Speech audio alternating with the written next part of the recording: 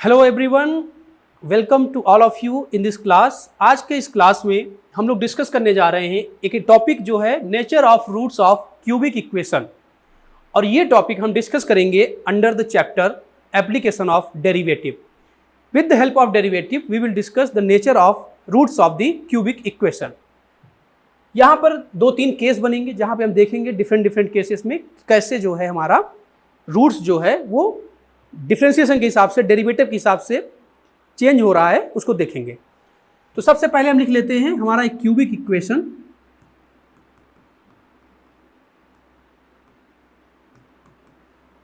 Cubic equation हमारा है A x cube B x square plus C x plus D equals to 0। तो इसके roots के बारे में हमें चर्चा करनी है आज। तो सबसे पहले इसको हम एक पॉलिनोमियल फंक्शन की तरह लिख लेते हैं। F x equals to a x cube plus b x square plus C x plus D.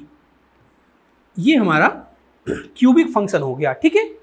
अब ये हमें पता है कि यहाँ पर 3 डिग्री का ये पॉलिनोमियल है, तो by fundamental theorem of algebra इसके रूट्स कितने होंगे? 3। अब 3 रूट्स में क्या है कि यहाँ पे ए बी सी डी जो हमारा क्या है वो रियल नंबर है। ए बी सी डी हमारा क्या है? रियल नंबर है सारा। तो a b c d real है, इसका मतलब है कि अगर इसके रूट्स कहीं इमेजिनरी हुए तो वो एग्जिस्ट करेंगे पेयर्स में। अगर इसके रूट्स जो होंगे, जो इमेजिनरी रूट्स होंगे हमारे, वो होंगे पेयर्स में, ठीक है। तो यहां पे देखिए चांस कितने बन रहे हैं। पहला चांस ये है, पहला केस क्या है हमारे पास? Case 1, 3 real roots, 3 real roots. Case 2 क्या है? 1 रियल एंड 2 इमेजिनरी रूट्स, ठीक है। तो यहां पे 2 केस बनेंगे। चूंकि ये ऑड डिग्री का पॉलिनोमियल है, हम जानते हैं कि every odd degree real polynomial has at least 1 real root. तो एक रियल रूट एटलीस्ट होगा ही होगा। तो जो पहला केस है वो तीनों रियल रूट है। तीनों रियल रूट का मतलब बच्चों ये हुआ कि अगर हम केस 1 को ग्राफिकली देखें तो केस 1 में हमारे पास क्या है? हमारा जो कर्व है वो हमें 3 बार यहाँ पे एक्स एक्सिस को कट या फिर टच करेगा, जिससे हम बता पाएंगे कि तीनों रूट्स हमारे क्या हैं? रियल हैं। तीनों रूट्स क्या है हमारे? रियल। यहाँ पे क्या होगा? केवल एक रियल रूट है, इसका मतलब ये एक्स एक्सिस को एक बार कट करेगा केवल, ठीक है। तो ये दोनों केस ही हम आज डिस्कस करेंगे with the help of derivatives. तो पहले इसमें देखते हैं कि फंक्शन का डेरिवेटिव क्या होगा, उसके बेसिस पे हम देखते हैं, ठीक है। चलिए, तो फंक्शन है हमारा f x equals to a x cube plus b x square plus C x plus d. यहाँ पे हमारे पास जो कांस्टेंट है वो 4 हैं, ए बी सी और डी। तो पहले क्या करते हैं, इसका हम डेरिवेटिव निकाल लेते हैं। एफ डैश एक्स तो क्या हो जाएगा? 3ax स्क्वायर 2bx प्लस सी। तो ये जो डेरिवेटिव है, अगर हमारा ये डेरिवेटिव एफ डैश एक्स जो है वो क्लियरली अगर हमेशा ग्रेटर देन 0 होगा तो वो क्या होगा? हमारा स्ट्रिक्टली इंक्रीजिंग होगा। क्या होगा? Strictly increasing. तो यहां से एफ डैश एक्स के 3 चांसेस हैं कि एफ डैश एक्स 0 हो जाए, F dash x less than हो जाए, या फिर F dash x greater than हो जाए। वहां पे 3 चांस है, ठीक है। अच्छा, अब अगर मैं पहले केस की बात करूं, पहले केस की हम बात करें, एफ डैश एक्स जब हमारा ग्रेटर देन हमारा 0 हो रहा है, एफ डैश एक्स हमारा क्या है? ग्रेटर देन 0 हो रहा है। तो 3ax square plus 2bx plus सी, ये हमारा जो है ग्रेटर देन क्या हो रहा है? 0। और हमने एक चीज पढ़ रखी है कि अगर F dash x greater than 0 है तो फंक्शन हमारा क्या होगा? हमारा स्ट्रिक्टली इंक्रीजिंग। स्ट्रिक्टली क्या होगा? इंक्रीजिंग। तो एक बात तो क्लियर है कि ये ग्राफ को 3 बार कट करने वाला नहीं है, ये स्ट्रिक्टली इंक्रीजिंग है, मतलब एक बार ही कट करेगा, ठीक है। तो अच्छा, अब यहाँ पे देखिए ये एक क्वाड्रेटिक एक्सप्रेशन है जिसकी वैल्यू ग्रेटर देन 0 है। हमें पता है कि किसी भी क्वाड्रेटिक एक्सप्रेशन की वैल्यू ग्रेटर देन 0 तब होती है जब 2 केसेस होते हैं, या तो वो क्वाड्रेटिक एक्सप्रेशन एक्स एक्सिस के ऊपर हो या तो नीचे हो, और दोनों केस में हमारा डी की वैल्यू क्या है? लेस देन 0 है। तो तो अगर हम d की वैल्यू यहाँ निकालें तो हमारा क्या आएगा 4b² माइनस 12ac, ये हमारा क्या होना चाहिए लेस देन 0, तो b² minus 3ac less than 0 होना चाहिए। तो अगर हमारा b² माइनस 3ac की वैल्यू लेस देन 0 हो गई तो इसका मतलब f डैश x की वैल्यू हमेशा क्या होगी ग्रेटर देन 0, और f डैश x की वैल्यू ग्रेटर देन 0 का मतलब है कि फंक्शन जो है हमारा कैसा होगा इंक्रीजिंग होगा, और ये जो है स्ट्रिक्टली इंक्रीजिंग होगा और x एक्सिस को एक बार केवल कट करेगा, इसका नाम मैं मान लीजिए x1 दे देता हूँ, और या फिर ऐसा भी हो सकता है इसका नाम मैं माइनस x1 दे देता हूँ। ठीक है, तो देखो यहाँ पे अब जो एक रूट आपको रियल मिलेगा, जो एक रूट रियल मिलेगा, एक बात तो कंफर्म हो गई ना कि रूट यहाँ पे रियल एक ही मिलेगा और इसके दो रूट्स क्या होंगे इमेजिनरी होंगे। ऐसा क्यों हुआ, क्योंकि अगर f डैश x की वैल्यू ग्रेटर देन 0 हो गई तो वो स्ट्रिक्टली इंक्रीजिंग है, और स्ट्रिक्टली इंक्रीजिंग केस में वो x एक्सिस को एक बार ही कट कर सकता है। और यहाँ पे देखेंगे आप कि जब x गोज टू इन्फिनिटी होगा तो हमारा फंक्शन कहाँ होगा गोज टू इन्फिनिटी, और x less than x goes to minus infinity तो fx goes to minus infinity. ठीक है, तो आप देख सकते हैं क्लियरली यहाँ पे अगर फंक्शन की वैल्यू यहाँ पे अगर हमारा x इन्फिनिटी की तरफ जा रहा है तो फंक्शन भी कहाँ जा रहा है इन्फिनिटी की तरफ, और माइनस इन्फिनिटी की तरफ अगर x को ले जाएंगे तो फंक्शन की वैल्यू भी कहाँ जाएगी माइनस इन्फिनिटी की तरफ। तो ये हमारा हुआ केस फर्स्ट जहां पर f डैश x की वैल्यू ग्रेटर देन 0 है, और इस केस का नाम है स्ट्रिक्टली इंक्रीजिंग। यहां पे हमारे पास ओनली वन रियल रूट होगा, ओनली वन रियल रूट, और दो रूट्स क्या होंगे हमारे इमेजिनरी, दो रूट्स क्या होंगे इमेजिनरी। ठीक है, अच्छा अब ये जो एक रूट मिला वो रूट हमारा पॉजिटिव होगा या नेगेटिव होगा, लाइक x1 होगा कि माइनस x1 होगा, this will depend on the value of c, this will depend on the value of c। ठीक है, चलो तो अब हम आगे बढ़ते हैं, दूसरा केस डिस्कस करते हैं। तो केस 2 हमारा क्या होने जा रहा है कि जो हमारा ये f डैश x है, ठीक है, f डैश x क्या हुआ था अभी उसके d की वैल्यू हमारी लेस देन 0 हो गई थी, मतलब उसके कोई फैक्टर्स नहीं बने थे। तो f डैश x हमारा क्या आया था, fx हमारा था ax³ plus bx² plus cx plus d। ठीक है, तो f डैश x क्या होगा यहाँ पर 3ax² प्लस 2bx प्लस यहाँ पे c। ठीक है, तो यहाँ पर एक चीज मैं मेंशन कर देना चाहता हूं कि इस केस में अगर हमारा c की वैल्यू ग्रेटर देन 0 आएगी, ये जो c की वैल्यू है, तो आपका रूट जो होगा पॉजिटिव होगा। c ग्रेटर देन 0 जब आएगा तो यहाँ पे क्या होगा x1 ग्रेटर देन 0 आ रहा है, दिख रहा है, और अगर c हमारा लेस देन 0 होगा तो x1 माइनस x1 रूट आएगा जो कि हमारा इस साइड होगा, वो c की वैल्यू पे डिपेंड करता है। तो अब हमारा जो दूसरा केस है वो क्या है कि अभी तक तो हमने देखा कि इसकी d की वैल्यू हमने लेस देन 0 किया था, क्या किया था d की वैल्यू लेस देन 0। अब यहाँ पे तीन केस बनते हैं कि इसकी वैल्यू जो है d लेस देन 0 हो जाए, जिसको हमने ऑलरेडी डिस्कस कर लिया, और यहाँ पे हमारा क्या आया वन रियल रूट। ठीक है, केस 2 हमारा क्या होगा d greater than 0, most important case कि जब d की वैल्यू क्या हो ग्रेटर देन 0। तो देखिए d की वैल्यू ग्रेटर देन 0 होने का मतलब क्या होता है कि हमारे पास दो रूट्स रियल मिलेंगे और डिस्टिंक्ट मिलेंगे। मतलब जो हमारा f डैश x है 3ax² plus 2bx plus c, इसके दो रूट्स होंगे x1 और x2। ये बात कंफर्म हो गई, क्यों कंफर्म हो गई, क्योंकि d की वैल्यू इसकी क्या है पॉजिटिव। तीन ही केस बनेंगे, d पॉजिटिव, d नेगेटिव और d इक्वल्स टू 0। इन तीनों में से सबसे इंपॉर्टेंट केस है d ग्रेटर देन 0। इंपॉर्टेंट तो तीनों हैं लाइक, लेकिन questions maximum time d greater than 0 पे हमारे बनेंगे। तो पहला केस हमने डिस्कस कर लिया। अब यहाँ पे जो d ग्रेटर देन 0 है, ठीक है, उसको हम डिस्कस करते हैं। तो यहां तक क्लियर हो गया कि जो f डैश x था 3ax² plus 2bx plus c, इसके दो रूट्स आए x1 और x2। तो अब यहाँ पे हम देखते हैं कि फंक्शन के रूट्स कैसे होंगे। तो केस 1 में देखिए यहाँ पे क्या होगा देखिए ऐसा कुछ हो तो यहां देखिए क्या है, यहां पे एक बार यहां पे कट कर रहा है, उसके बाद ये मान लीजिए क्या है x1 x2। अच्छा हमने x1 x2 को यहां क्यों लिखा, क्योंकि देखिए इसके रूट्स क्या हैं x1 x2 और f डैश x के रूट्स को हम क्या बोलते हैं, क्रिटिकल पॉइंट, जहां पे मैक्सिमा मिनिमा मिलता है।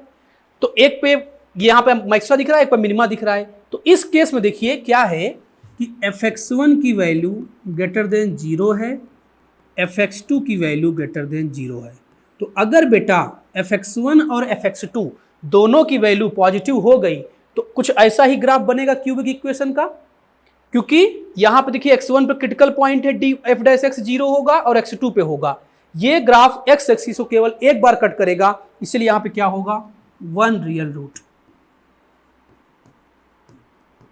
देखो केस तो हमारे पास ऐसे ही होंगे, या तो 1 रियल रूट या तो तीनों रियल रूट। तो इस केस में जब डेरिवेटिव के जो दो रूट्स आए थे, क्रिटिकल पॉइंट आए थे बेटा, आपको क्या करना है, सिंपल डेरिवेटिव करना है, क्रिटिकल पॉइंट निकालना है। आपने देखा कि उन क्रिटिकल पॉइंट्स पर फंक्शन की वैल्यू जो है दोनों पर पॉजिटिव है, आप सीधे जान जाएंगे कि इसका मतलब इस क्यूबिक इक्वेशन का केवल एक रूट रियल होगा। ठीक है, अब दूसरा हम देखते हैं। सपोज अगर हमारे पास ऐसा हो गया,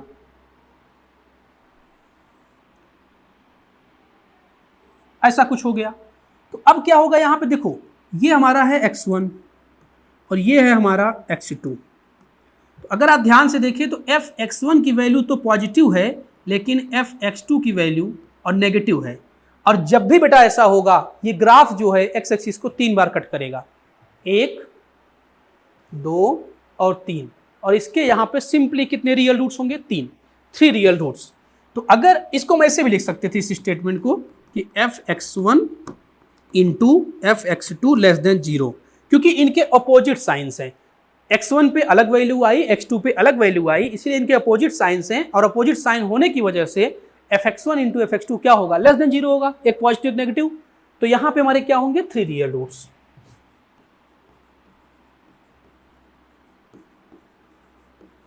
ठीक, तो ये हमारा क्या हो गया, इस केस में ये पहला पार्ट हो गया जब कुछ ऐसा होगा। दूसरा पार्ट हो गया जब fx1 और fx2 अपोजिट साइन के हों। ठीक है, ऐसा भी हो सकता था कि fx उल्टा बना दो इसका, मैं fx2 पॉजिटिव हो जाए, fx1 नेगेटिव हो जाए। ठीक है, तो ऐसा भी हो सकता है। बस हमें ये देखना है कि अगर अपोजिट साइन है यहाँ पे तो क्या होंगे, 3 रियल रूट्स। यहां पे हमें नोट करना है 3 रियल रूट्स। ठीक है, 1 रियल रूट्स, 3 रियल रूट्स। अब तीसरे केस में देखते हैं क्या होता है। तो जो हमारा थर्ड केस है उसको हम डिस्कस करेंगे। अब थर्ड केस में हमारे क्या होगा, यहाँ पे थर्ड पॉइंट में कुछ ऐसा होगा कि देखिए अगर हम ऐसे बना दें, ये तो ओरिजिन से पास कर गया, कहीं से भी पास कर सकता है, लाइक मान लीजिए ऐसा बना दिया ऐसे। तो यहाँ पे आप देखिए दो क्रिटिकल पॉइंट्स आपको दिख रहे हैं जहां पे स्लोप 0 है, x1 और x2। ठीक है, तो इसको हम थोड़ा किनारे से बनाते हैं, ये तो ज़्यादा हो जा रहा है। ठीक है, तो केस 1 2 3। तो देखिए हमने 2 केस डिस्कस किया, अब ये हमारा तीसरा केस क्या होने जा रहा है कि सपोज कुछ ऐसा हो गया हमारा ग्राफ। देखिए तो यहां पे ये पहला क्रिटिकल पॉइंट है हमारा x1 और ये है x2। तो इस केस में हमारा fx1 भी लेस देन 0 होगा, fx2 भी लेस देन 0 होगा। और आप देख सकते हैं कि इस केस में जो ग्राफ है वो एक बार कट करेगा किसको, x एक्सिस को। तो यहां पे 1 रियल रूट, 1 रियल रूट। ठीक है, अच्छा फोर्थ वाले में क्या होगा, देखो फोर्थ वाले में ऐसा हो सकता है हमारा कि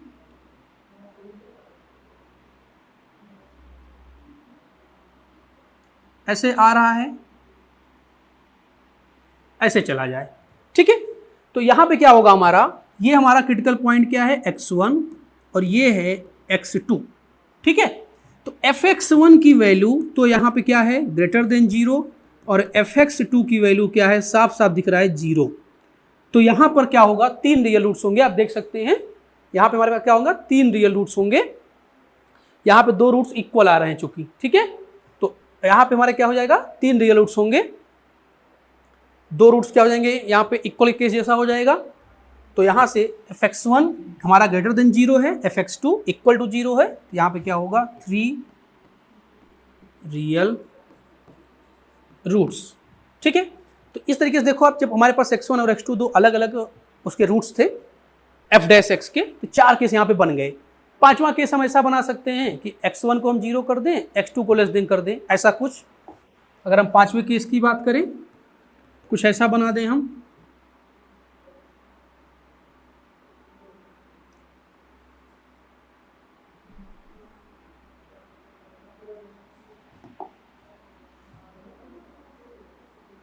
ऐसा।